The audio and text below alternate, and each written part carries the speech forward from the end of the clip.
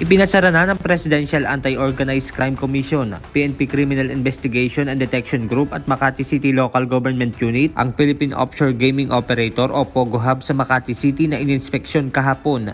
Tinatayang nasa 600 empleyado ang nagtatrabaho sa sinalakay na POGO Hub sa magkakaibang palapag ng gusali sa Makati City. Ngunit dahil tila natunugan ang operasyon, wala silang nadat ng mga empleyado rito. Tanging mga computer, cellphones, re-registered SIM cards, bolts at iba pa ang nakita. Ayon kay PAOK Executive Director Undersecretary Gilbert Cruz, base sa kanilang nakalap na impormasyon, dito umano nanggaling ang ilang malalaking pogo gaya ng itinayo sa Bamban Tarlac. Ang history kasi nito parang sa investigation namin na ginawa, dito nagsimula yung mga maliliit na pogo And then hanggang sa maglagay na sila ng mga malalaking pogo, yung the likes of yung Pogo Hub ni Mayor Alice Go and the one in Porac. At saka yung mga malalaki nating nakikita. Naging hamon din sa mga otoridad ang nangyaring operasyon dahil sa limitadong access papunta sa mga target na palapag.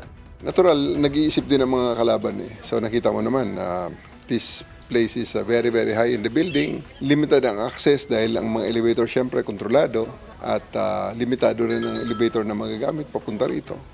At makita rin natin, hindi natin basta-basta na kung mag-stairs naman tayo, hindi naman siya realistic. Sakaling lumabas ang kautusan mula sa korte ay kukumpiskahin ang mga nakitang computer, cellphone at dokumento upang isailalim sa forensic examination. Samantala, isang Chinese national naman ang kusang lumapit sa mga otoridad kahapon.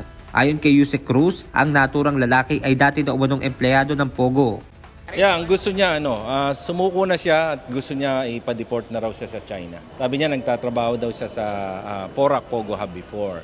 And galing siya sa Clark. But as to kung nagtatrabaho siya sa Poguhan dito, sa building na ito, wala siyang sinabi. Isa pa sa aalamin ng PAOK sa naturang Chinese ay kung legal o biktima ba ito ng trafficking at kung bakit nito alam ang operasyon ng Pogo sa Porac. Benedict Samson, UNTV News and Rescue. Diyos ang aming sandigan, serbisyo publiko ang aming pinahahalagahan.